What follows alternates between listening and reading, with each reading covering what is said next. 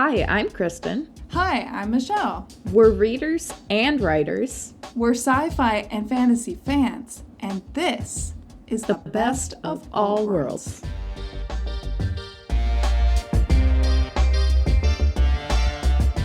Welcome back, everyone, and welcome. Today we are gonna have some more fun reading one-star reviews. I literally could do this all day, every day. I had so much fun. It's just so reading. fun.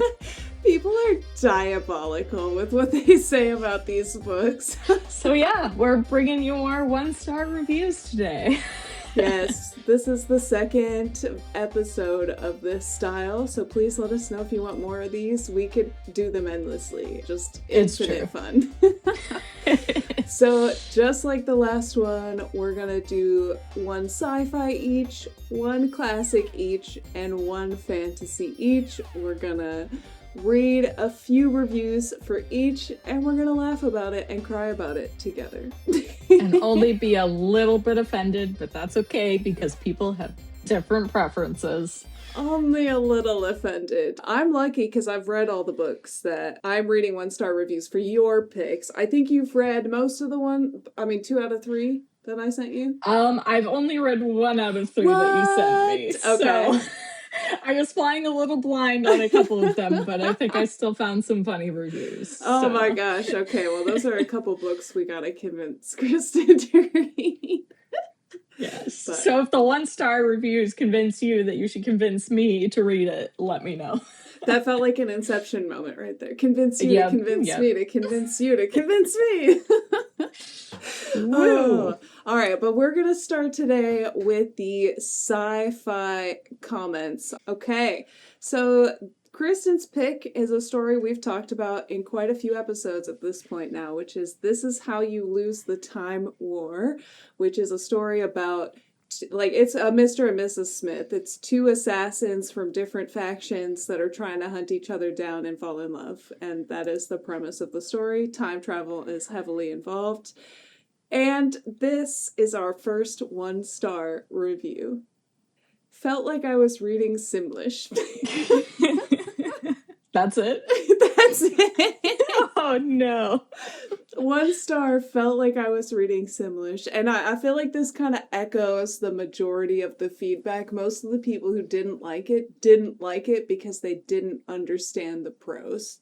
Because the prose is a little bit more, I would say, on the purple side. A little bit. Yeah, I mean, that is fair. I did listen to it as an audiobook, and I think that helped. Right. I might have struggled more if I was reading it on like a physical page, because I would have been like, what are all these descriptions? Yeah. But on the audiobook, like, it just flowed very nicely. So I get that. I have not read it physically, and it might be a different experience, but the audiobook is excellent. I had so much fun with it, but it just kind of hits a lot of the things I already really enjoy. I really enjoy time travel, obviously, but I also just enjoy that kind of like angsty romance stuff where they can't ever really be together, and then there's these like subtle antagonistic nature to it. I don't know. I thought it was fun. I liked it. Yeah, I love the time travel. Obviously, that's for sure the top reason that I really love that book. But also, if you're gonna give me a romance, give me a forbidden romance. Like, that's my top romance trope. So that's what this book is. So I'm like, listen, this is the kind of romance that I'm here for. This next comment kind of echoes that comment, gets a little bit more in detail. A severe case of Tumblr purple prose. It's as if a very sincere, angsty 16-year-old wrote it and their eyes were pouring into you as you read it, hoping you'll tell them it's good. Oh. That's both beautifully described and brutal at the same time. I love it. It is. It's not wrong. It's so funny. Like, I just love people with senses of humor like this. Like, I want to get to know this chick that wrote this review. Like, listen, the only thing I'd add on to the end of the review is when the angsty teenager stares you straight in the eyes and demanding that you tell them it's good. And the answer is yes, it actually is really good. I really like it. I do too. I'd be that person snapping if it was an open mic night. Okay, I would snap. Oh, and here is our final 1-star review. This one's a little bit more detailed. What did I just read? Time travel agents from warring futures. Sounds great. Not sure if that's what it was about, though, to be honest. So much fluff. I had to check to see if Fabio was on the cover of the love story gone rogue. And this reviewer gives us a sample. She clutches the text like a spar against a flood, red in tooth and claw, and the Mongol hordes, curses of Atlantis, a hunger so sharp and bright it might slit you open, break a new thing out, rose-hip tea, promises of books, that I might have taught you this, tending each to each. What? I thought that was nice, but so it does not make a lot of sense out of context. Right, out of context, it does seem a little random, but it is. I feel like it's emotional, but maybe I'm a simple-minded person and it wasn't for me. Maybe I'll go back to reading my picture books. Either way, I'm contemplating an experimental surgery, so I can give it 3 thumbs down. Oh no. I think people are either going to like this because they're into that kind of prose, or they're going to like it because the prose was interesting enough and they're really into like the time travel and the story being told. And I'm in the second camp. I'm like, also in the second camp. The prose was a little purple for my taste, but the story being told was so good that I could care less how purple the prose was. Exactly. And it's just poetic. I mean, some people really like to lean into their poetry, and I respect that. And it's 2 different authors, so it's not like they're written exactly the same from chapter to chapter. Each perspective is a different author, so they're flowery in different ways. That's true.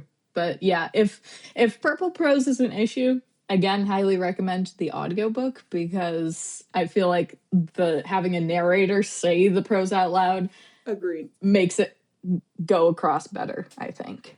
I think when you have a narrator, it kind of gives a rhythm to the prose because it is more poetic, so it's nice having like someone read it out to you and take away some of the, like, you're struggling to figure out what the words mean. You can just kind of go with it and trust the process. It's like, what did you mean by that? I don't know, but it sounded nice. Right. Exactly. But those are the 3 reviews I found that really tickled me. Yes. And so moving on to the sci-fi book that Michelle picked, this is Qualityland. Yes. So this is one that I have not read, but there were some interesting 1-star reviews. So we'll start off with the longest one, which really isn't too bad. This one says, I'm not a stickler for writing style, but never have I ever been so turned off to a book by the way it's written.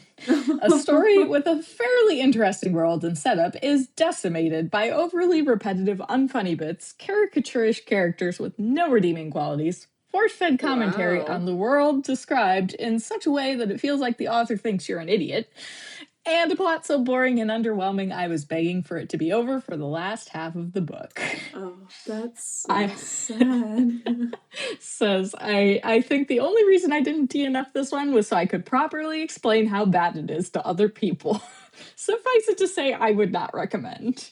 Hey, I mean, to each their own, but I feel like the caricatures are done purposefully. I think that's the point because this entire book is satire.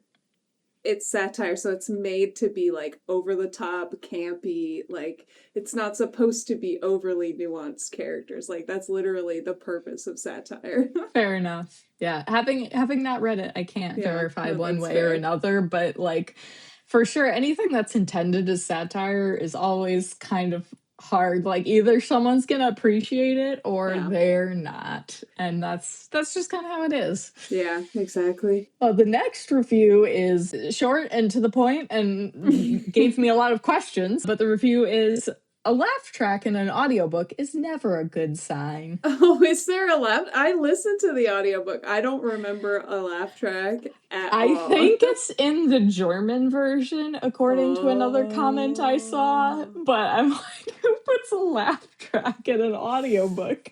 I feel like that's less a comment on the book and more like well, that was an interesting choice. Right. I really don't remember a laugh track, but it has been a few years, so maybe I've just forgotten that aspect. I feel like there's a couple places where maybe I could see there's like so there's like a bunch of broken robots and they each have their little quirks. Maybe one of them had a laugh track that was like stuck replaying. I could see that potentially, but I don't recall a laugh track. But maybe that is like just the German version, but I mean, the original book is German. I do know that. There were quite a few reviews in German, which I'm like, I can only understand like part of this for like the 2 semesters of college German I took. Yeah. So I was like, I cannot include any of these because I don't feel comfortable reading out reviews in a language that I only very partially speak. Me skipping over all the Russian reviews for the next book. Yeah. Oh man. And the last review I've got here is, this book was incredibly slow with no real plot line. I took it as satirical fiction covering the topics of capitalism, racism, dictatorship, algorithms, and everything else we hate. It was a commentary layered upon and weak and very basic storyline. No wonder HBO is producing a show out of it. Oh, are they? Oh my gosh, that makes me excited. What? I was like, man, this person is like not only trying to roast this book, but maybe roasting HBO more than they're actually roasting the book. No, see, which I thought was kind of funny. I'm just here excited that they might make it into a movie. I think that would be I mean, it's like, I like to describe it as Hitchhiker's Guide to the Galaxy meets Idiocracy. Hitchhikers is the book, Idiocracy is a movie, but they're both satire, which the story, again, satire has a certain way that it tends to go about storytelling, and that's not usually gonna be the most nuanced or great, but I don't know, I felt like it had a pretty obvious plot line. And I value plot a lot. I really need there to be plot in a story, because remember I was like super mad about A Handmaid's Tale because it had no plot. So yeah, I feel like no plot seems a little unfair based on what other reviewers have said. I feel like maybe this person just didn't like the plot. And that's fine. I mean, not everything's for everyone, right? Like maybe they just didn't resonate with the story. They didn't like the storytelling style. I mean, they even said I'd take it as satirical. Good, because it is. Like, it's literally satire. That's like the purpose of it. That's funny. The 1-star reviewers were not convincing in either way, because I felt like they were weak compared to the other 2 books that I went through, but honestly, they need to step up their humor game. They do need to step up their 1 stars. Come on, guys. Where's our angsty teenagers on Tumblr? But yeah, I guess that's a good time for me to get into the classic that Kristen shared, which no, you're partially the reason that I even read this book, and that is Crime and Punishment by Dostoevsky, which is quite a difficult read. Like, I can understand why a lot of the negative 1 stars were like DNF, because that book is difficult, especially depending on the translation that you use. But this first comment had 1,180 likes. Wow. Writing this was a crime, and reading it was a punishment. Oh, I mean, yeah, I give a clap for that. I will say, when each character has like 5 names that they might be called by, it does get confusing at times. Yeah, that is fair. They do have like a ridiculous amount of names, but I feel like that's just a Russian thing It and not is, really yeah. the books thing. Yeah. But yeah, they do have a ridiculous amount of names. I will fully admit that. Yeah, and I think if we understood Russian culture more, it'd be more obvious why those certain nicknames exist. I'm sure there's some sort of like convention that's pretty common because everyone seems to know these nicknames. It seems pretty universal. It's not like a bunch of people are questioning who Raskolnikov is versus Ryushkin versus. Oh, he's got so many different names. Anyway, I digress. This next one is also short and sweet and to the point. It is a 1-star review that says, "So very sorry." That's it. That's it. And they just did this review back in February. So were they sorry they read the book or were they sorry they rated it 1 star? That's what I want to know. I would love to know. There's no comments. So nobody has asked and nobody has answered this question. Well, they better be sorry they rated it 1 star because Honestly, I that is a agree. crime. No, just Yeah. kidding. Just kidding. And You're their allowed to not like Crime and punishment Punishment. is they can never write a review again. All right, this next one is a little longer and I feel like actually brings up some valid criticisms. Oh no. For Okay. the book. Okay. Okay. It's so true, but like it's the point of the book. Okay, anyway, I'll continue. I'll say it. Pages and pages of Raskolnikov quivering, sweating, and passing out. It's remarkable that no one arrests him by page 100. I had that exact same thought. His character is flat and underdeveloped, as is every other character, most of which I have seen in other books. He acts like a maniac, and this seems to bother no one. His cryptic comments that hint at his guilt are frequent and mostly unacknowledged by his peers, and his trite redemption at the end seems so forced. There is no real transition from acting like a crazy person to suddenly loving God and wanting forgiveness. In short, this book made me want to beat myself to death with it. Oh no. Okay, but listen, I gotta rebut that because the entire book is him coming to his redemption Yes, arc because he did a exactly. bad thing and he feels guilty about it and he feels stressed out that he's guilty about it because according to his life philosophy he shouldn't feel guilty about it, and then he just keeps Exactly. spiraling and spiraling until he finally like hits the bottom and he's like, yeah, that was a bad thing I did, and I'm not above morality. I don't get to define that. And then he gets a redemption, and it makes sense because Mm-hmm. that was the entire character arc of the book. Okay, sorry, I'll get off my high No, horse it now. But literally is. And what frustrates me about this feedback is clearly they're not taking into context when this was written. This was written before we had all the psychology that explained all this, before it was commonplace for these kind of tropes and character behaviors to be in shows and movies and books. This was revolutionary at the time what he was portraying. yeah, People did not portray from a murderer's point of view. They did not portray what it was like to deal with that and to like he was almost projecting a lot. Like I really think of that one scene where he's reading the magazine and he's like, "Oh, well, if I did it, I would do it like this." And he just literally says how he actually did it. like, I oh, think buddy. that's what they're meaning by what happens on page 100. I'm pretty sure that's about the time he did that. Yeah, But I no. mean, honestly, that does feel real life too, that a murderer would just straight up say how they did Oh, for it and sure. people just don't pay any attention. Yeah. Like, yeah, that's realistic. Yeah, and Raskolnikov was a drunk. Like, it is repeatedly comment that he's drinking on an empty stomach and he's rambling and he's like poor and sickly. Like, they probably just dismiss him as like another drunk. Like, that's why Yeah. they're not arresting him. Yeah, like he's like a poor drunk. I think he's a student too, Yep, isn't he he? is. Yeah, so he So has like no income.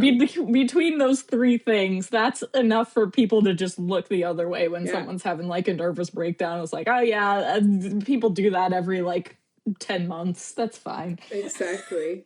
Yeah, I think this just shows that they don't really understand the context in which the story is written, but that's fine. Like, you know, you go into a story blind, you don't really Hmm. know the context, and it is fair to have that Response, I just disagree. Yeah. And I have the advantage of I read this in high school. I read it for class and I absolutely loved it, but I had the context because we were like reviewing it and talking about it in class. And it really made an impression on me, partly because I understood we were unpacking the themes that were going on, which I think helped. Man, that sounds really fun. The only reason I even know of the context is because I looked it up, and also I'm a fan of Freud and Jung, so I was doing a little bit of research because it seemed like psychological studies were like becoming popular at the time this book was written, so I was trying to like compare to when Freud and Jung were presenting their theories. So I got a little far down the Google rabbit hole because of this book. Yes, but basically the gist is this book was ahead of its time, and the reason that people have seen characters that are similar to Crime and Punishment is because those characters were probably in part inspired by Crime and Punishment. Exactly. Literally that. Literally that. Yes. Let's break our hearts with Les Mis. Yes. So speaking of classics that I also love, we're moving on to Les Misérables by Victor Hugo, famous in part because of the very popular musical, which is like my favorite musical of all time. So, you know, I've read the book as well, so I have opinions, but people got real sassy in the comments of this one, so I am looking forward to reading these I'm ready. reviews. I am ready. All right.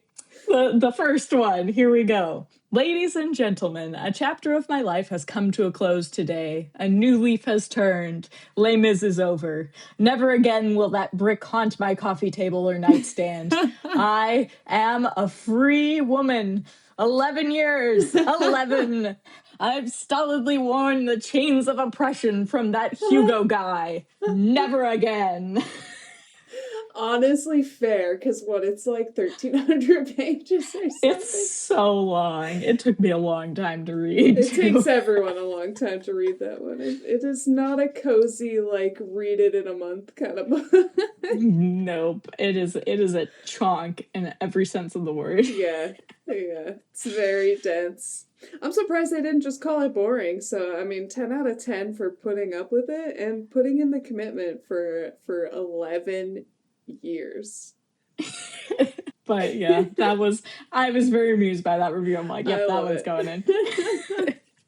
All right. The next review, I'm going to give a minor spoiler warning if for some reason you care about like some spoilers for what happens in Les Mis, but this review pretty much just snarkily like outlines the entire plot, and it's pretty funny. Here we go. So there's this guy and he is in prison, and then sidebar, something about woods or maybe trees or like landscaping, or is it grass or fields or maybe something else? I've lost my train of thought. And then he tries to break out, and sidebar about a lot of writers you never heard of, and lots of inside jokes and references probably no one at the time even got, and lots of weird social philosophizing that doesn't seem to have much to do with anything. And then he gets out and everyone is mean to him, except this priest. And let me tell you about the priest with my favorite phrase. He is the sort of person, or she is the sort of person, because even though I will write 3 pages of text when 3 words would suffice, I don't trust the reader to know what the hell I'm talking about, so I better out and out tell you what you are supposed to think and feel about each character. And then he randomly gets really rich by inventing something that seems rather dodgy, even though he has shown no previous aptitude for invention or engineering and has no history whatsoever in the industry. Still, he's got to be rich for all the stuff we're getting to next. So boom, there you are. He's rich. And so on, with entire chapters devoted to a minute dissection of the Battle of Waterloo, the history of a fictional convent complete with secret rituals, and most and least favorite nuns, and silly games played therein, and etc. ad nauseum. With the whole irritating tale pushed laboriously in Sisyphean fashion up one hill and back up the same one, over and over by the same repetitive plot devices. Watch the movie. Although maybe turn the sound down when Russell Crowe does that thing he is doing when I think the script is calling for him to sing. Oh, no. You can't talk about my Russell like that. Listen, though, I know. that's like my Stars is one of my favorite songs in the whole show, and that was butchered. It was.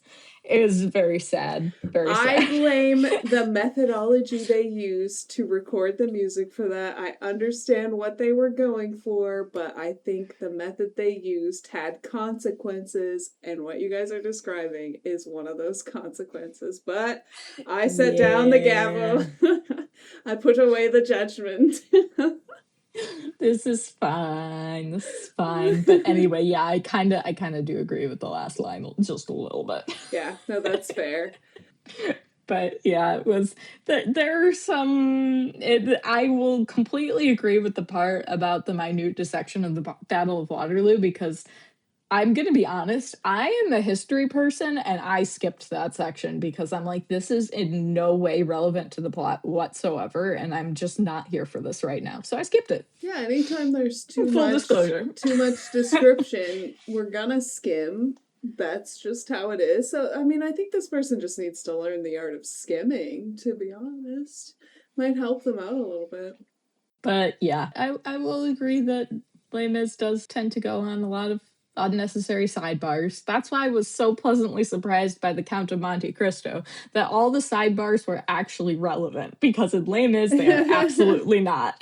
But aren't they both written in a time where they're paid by the word? So isn't that part of why these books are so lengthy? Yeah, that's probably part of it, but still, tell a good story. And Les Mis does tell a good story. It does. Just with a little bit of extra stuff that didn't need to be there on the top. That's true. That's true. Maybe an editor these days could just trim a few scenes. Just cut out the part about Waterloo. Sorry if that's controversial to anyone, but seriously, I skipped it and I didn't miss anything. And now we get to our last one-star review for Les Mis, which is War and Peace seemed 1,000 pages too short. This book, unfortunately, seemed 1,000 pages too long. Victor, do we really need 4 full chapters about the sewers of Paris and the poetic side of excrement? And are we really supposed to believe that of all the thugs, thieves, murderers, and other scoundrels haunting Paris, the one guy Inspector Javert is really intent on capturing is the guy who stole a loaf of bread 20 to 30 years before? Yeah, I get it. The French legal system was unfair, but come on, this is ridiculous. I mean, you can't be mad at that take. You can't feel anything, but like I feel like they're justified in that take. They're not wrong. Yeah. They're not wrong. It's like, yeah, I can't be too mad at it, even though like Javert is one of my like top favorite villains of all time. 1,000%. Yeah, Javert is great. He is so like doggedly obsessed with the vision of Jean Valjean being just like the example of the worst kind of person that he just can't get past it. And yeah, he ignores all the other people who are doing way worse stuff because he's like, no, this one guy, I'm gonna catch him because he's bad and he can't possibly be redeemed. How dare. He's got that, like, the detective nose. Like, he's like, something's off about this guy. I'm gonna stop him, even though he seems to be on the up and up. He seems fine, but I don't trust it. Yeah. Listen, everyone knows that I love this because it's an exploration of, like, can people be redeemed? And the answer is yes, and Javert is wrong. But listen, Javert's just a good villain, okay? Yeah, he is. I agree. Oh, you know, sadly, I'm not as upset with these feedbacks. I don't feel like they're totally off base, but it's not enough to bring it down to a 1 star. But I mean, hey, to each their own taste. It is long. It is an arduous journey to get through Les Mis, so. Yeah, no, I feel like this is valid negative criticism, but these reviews also neglected to talk about all the good stuff that goes on. Like, nobody mentioned Gavroche. Gavroche is the best. It was so sad when certain things happen. No spoilers. And if you're too lazy to read the book, or, you know, the book is too many pages, because I understand. Just watch the movie, please. Just watch it, because it's such a good story. Or see the show. The show is really good. Such like a well-crafted musical. Yes. Well, now it's time to ruin a favorite book of, half of the fantasy world, if not more, of fantasy writers. This is a story which is the epitome of fantasy writing, and yet it had it had thousands of 1-star reviews. Oh no. For The Return of the King. Tell me why. No. Tell me why there are thousands. No. Now, they really get diabolical with these, so I'm excited. Uh-oh. Our first feedback is from 2015. More walking, still munching on the same limbus, still singing dumb songs, and more camping. Nothing interesting or notable happens, unfortunately. What? Talk about like the most important fights within the whole series, and they're like, yeah, nothing happened. Which book are you reading? Are you sure you didn't confuse that with the Two Towers? They put it on The Return of the King. No, like literally, like the third chapter in is like the biggest battle in the entire series, and it's so good. Okay, sorry, I'm gonna have emotional opinions about this book. That is totally fair and valid. I saw this and I was like, well, this person's not allowed an opinion. It's fine. Okay, this next one is diabolical. It should have been Frodo instead of Gollum who fell into the volcano. Just that's it. That's what he said. Wow, either someone really hates Frodo or they just felt like that would be more thematically resonant, which like, okay, listen, here's my qualm with the movie. I don't like how the movie, spoilers, I guess, pretty much everyone knows what happens in this book, but if you don't, spoiler alert, in the movie, Frodo and Gollum are like fighting over the ring and they both almost fall in, and then Sam saves Frodo. But in the book, it is literally just Gollum steals the ring from Frodo, dances too close to the edge because he's real excited, doesn't see where he's going, and falls over the edge. And I honestly like that better because it shows that literally Frodo was not the one who destroyed the ring. He didn't destroy it by like pushing Gollum and trying to fight him for it. He just stood there as Gollum tripped over the edge. And so it wasn't his willpower that destroyed the ring. It was the events that were set in motion effectively by his kindness of choosing not to kill Gollum earlier. And that's way more thematically powerful than what the movie did. But anyway, this is a complete tangent, so back on track. They wanted to kill Frodo. I was sad. I was upset. My critique of The Return of the King is really a reflection of the tedium of the entire series. My fantasy-loving friends might have me filleted for saying so, but by the time I reached middle of book 3, I was just bored.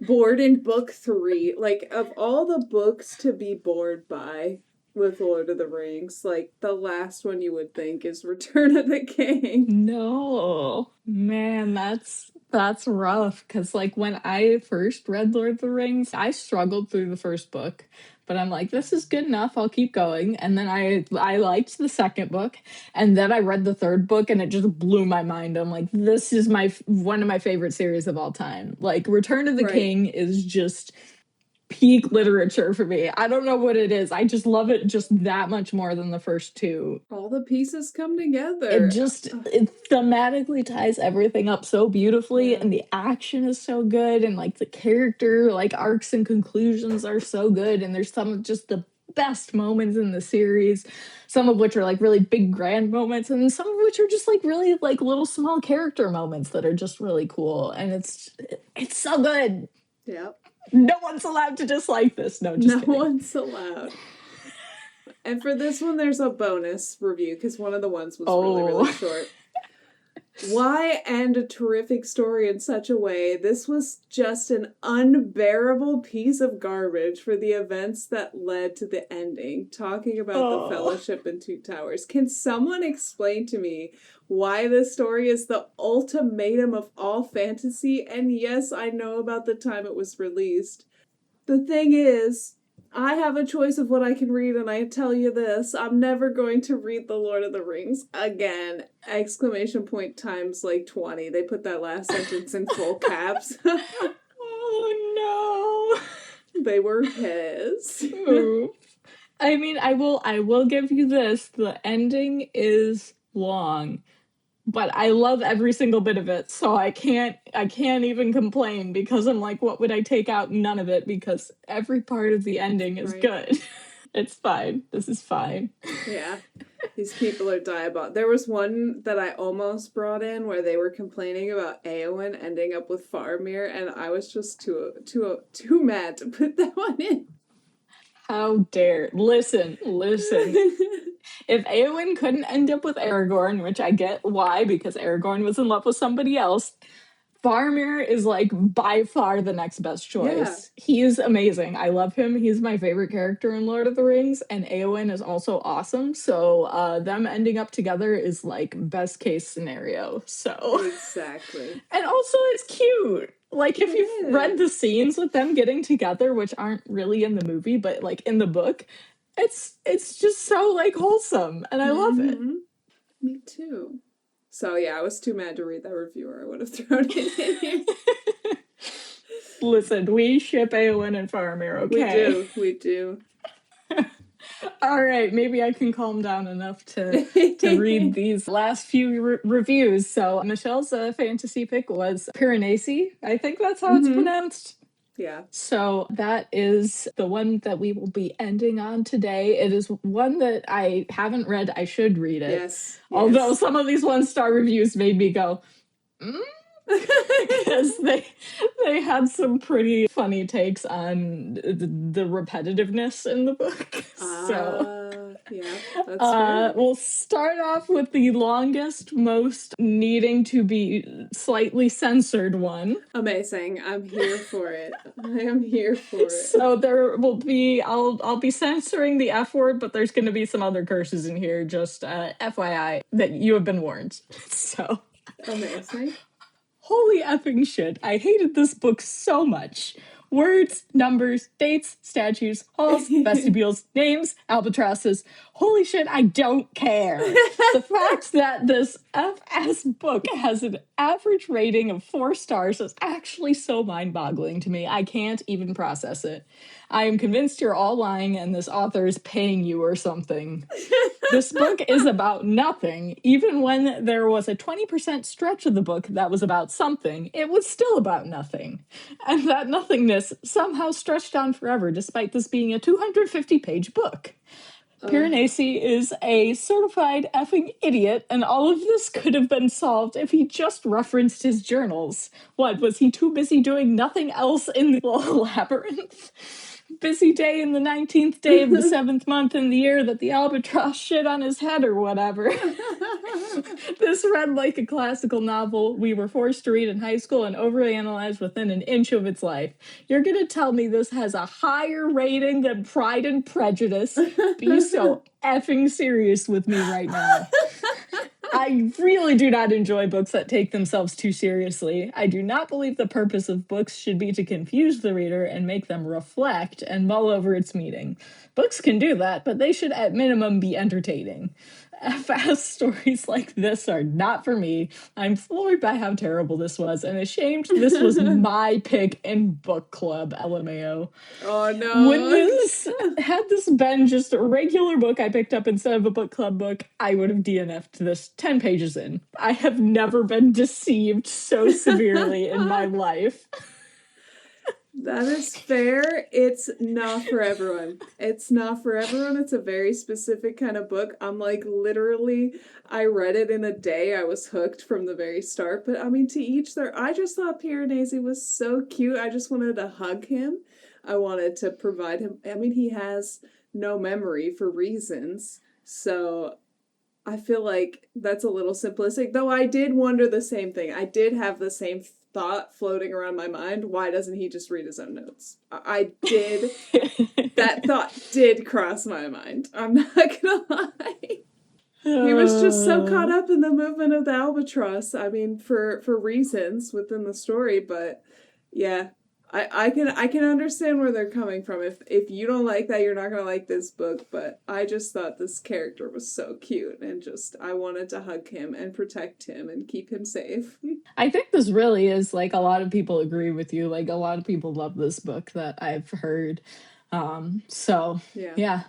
I don't know. This is clearly very exaggerated, but I thought it was just so hilariously angry that I had to read it. They were very upset. I love it.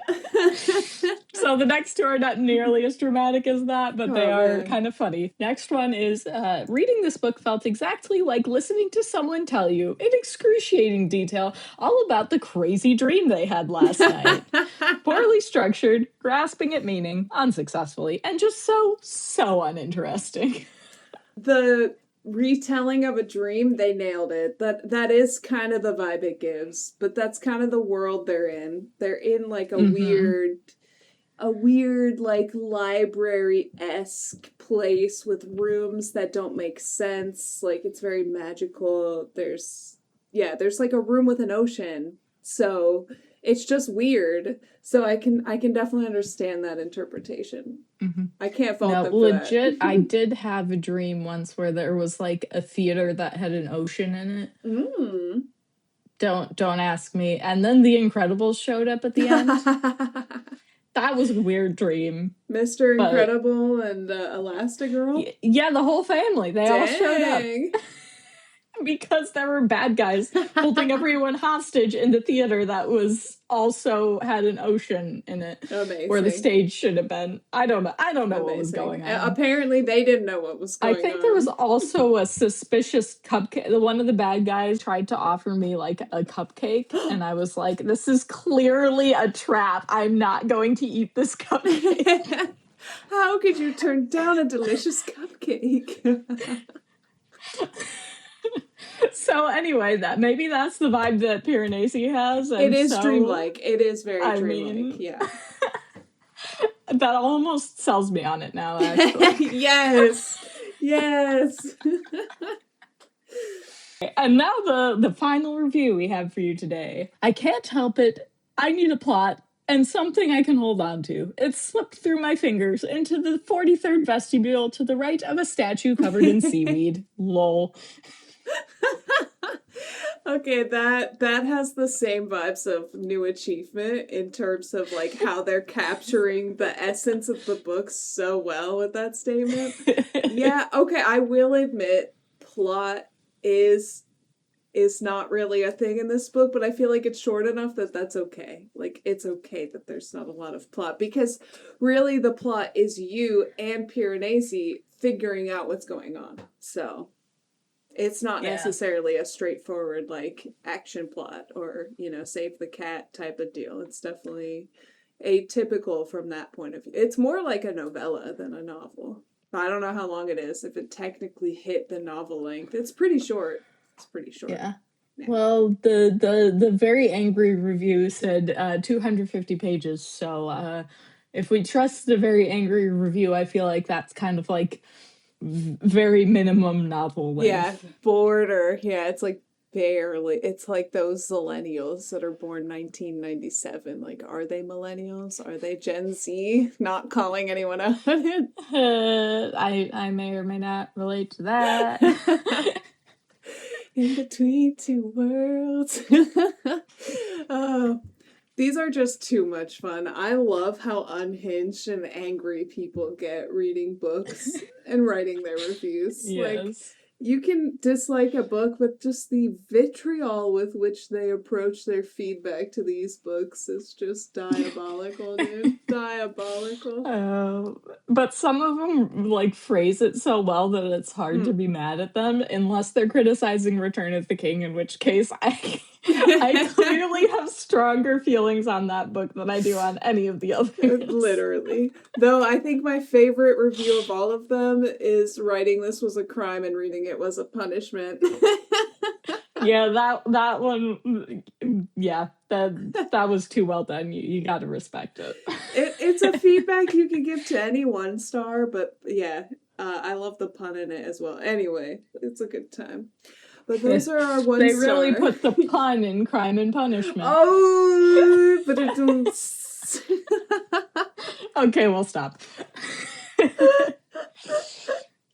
Oh, that tickled me. Oh my gosh, I was not expecting that, and I love it. All right. Well, thank you all for tuning in to another round of 1-star reviews. Let us know if you want us to keep doing this, because we absolutely will keep doing it. Yeah. Let us know if you too were also very offended that people didn't like Return of the King or any of these other books that are on the list. And let us know if you have a favorite book that you want to see us do in a brutally honest 1-star review video. Yes!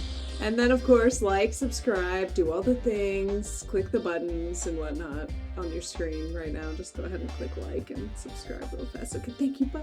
Yes, thanks. Bye, everyone.